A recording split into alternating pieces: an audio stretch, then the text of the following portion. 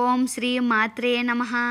వరలక్ష్మి వ్రతం పూజా విధానం, పాటించవలసిన నియమాలు, పూజలు, కలశం, తోరణం అన్ని విషయాలు ఈ వీడియోలో తెలుసుకుందాం. అందకన్నా ముందు ఈ వీడియోని స్కిప్ చేయకుండా చూడండి. వరలక్ష్మి వ్రతం పవిత్రమైన మంగళకరమైన వ్రతం. శ్రావణ పూర్ణిమకు ముందుగా వచ్చిన శుక్రవారం నాడు ఈ వరలక్ష్మి వ్రతాన్ని ఆచరించాలి. ప్రతిరోజు వ్రతం చేసుకోవడం కుదరకపోతే ఏదో ఒక శుక్రవారం రోజైనా ఈ వ్రతాన్ని చేసుకోవచ్చు. ఈ వ్రతం ఎటువంటి ఆచారాలు ఉండవలసిన అవసరం లేదు. ఎవరైనా సరే చేసుకోవచ్చు. కొత్తగా పెళ్ళైన వారు ఈ వ్రతాన్ని తప్పకుండా చేసుకోవచ్చు.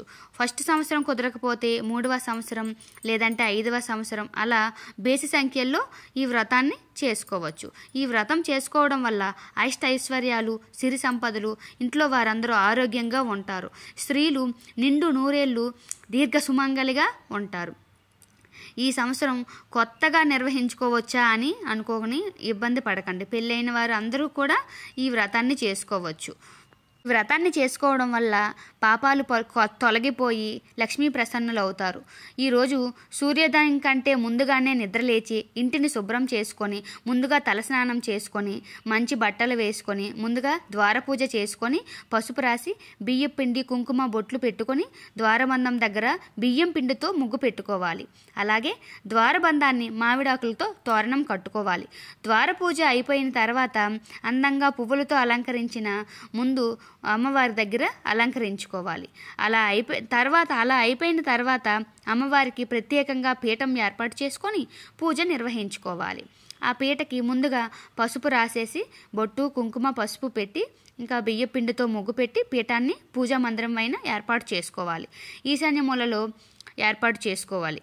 అమ్మవారు పీఠాన్ని ఏర్పాటు చేసిన చోట గోమయంతో కానీ పసుపుతో కానీ అలికి ముగ్గు పెట్టుకొని ఆ ముగ్గు మీదనే పీట పెట్టుకోవాలి.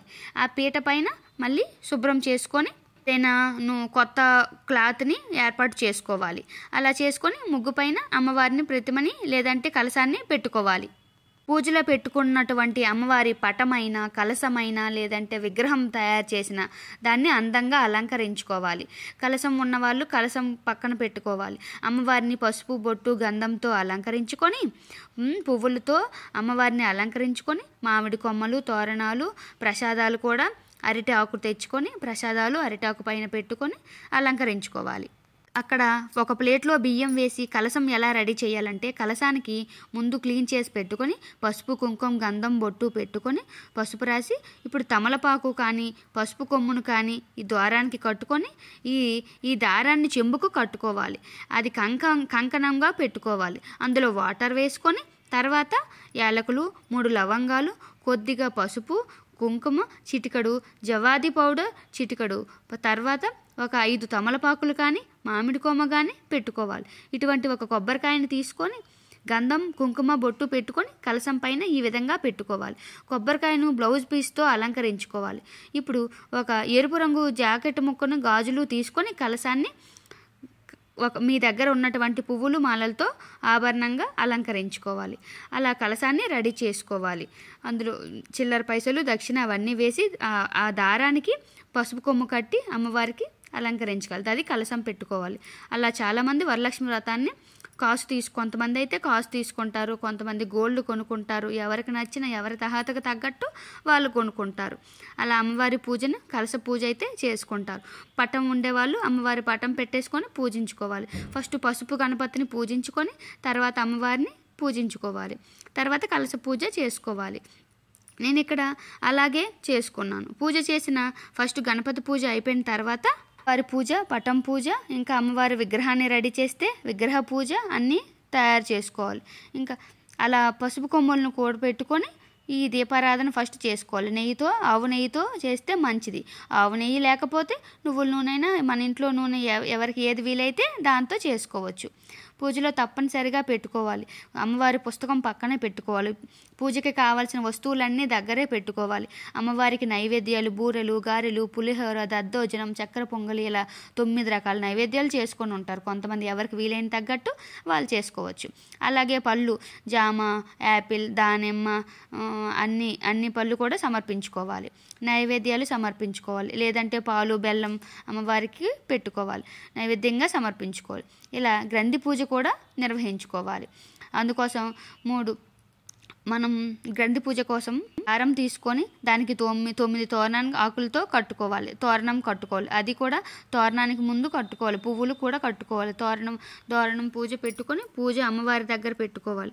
ఇప్పుడు అమ్మవారికి వాయనం సిద్ధం చేసుకున్నప్పుడు ఇప్పుడు ఇలాంటి ఇత్తడి వక్కలను పసుపు కొమ్ములను తీసుకొని అమ్మవారి పూజకి ఫలదానం ఎలా ఇవ్వాలి, మంగళకరమైన శనగలు ఇంకా వస్తువులన్నీ కలిపి పసుపు కుంకుమ బ్లౌజు గాజులు పువ్వులు అన్నీ కలిపి ఫలదానానికి ఏర్పాటు చేసుకోవాలి. వాయనం ఇవ్వాలి.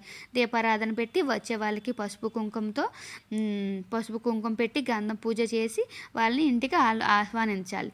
అక్షంతలతో అమ్మవారికి హారతులు ఇవ్వాలి. కలశ మంత్రాన్ని కూడా చెప్పుకోవాలి. పూజాపీఠ మనమైన చిలకరించుకోవాలి. అక్కడ నీళ్ళు చిలకరించుకొని గణపతికి షోడశోపచార పూజలతో నిర్వహించుకొని మిగతా పూజ అంతా అయిపోయిన తర్వాత వచ్చిన వాళ్ళకి ముత్తైదువులకి మనం గౌరవకరంగా గౌరవించాలి, ఇంటికి సత్కరించాలి. అయిపోయిన తర్వాత హారతులు ఇచ్చి కర్పూరం నైవేద్యంగా పెట్టి కర్పూరం పెట్టి ఇంకా గణపతి అంటూ పూజ చేసుకోవాలి. ఇంకా పూజ అంతా అయిపోయిన తర్వాత శిరస్సు వంచి నమస్కరించుకోవాలి.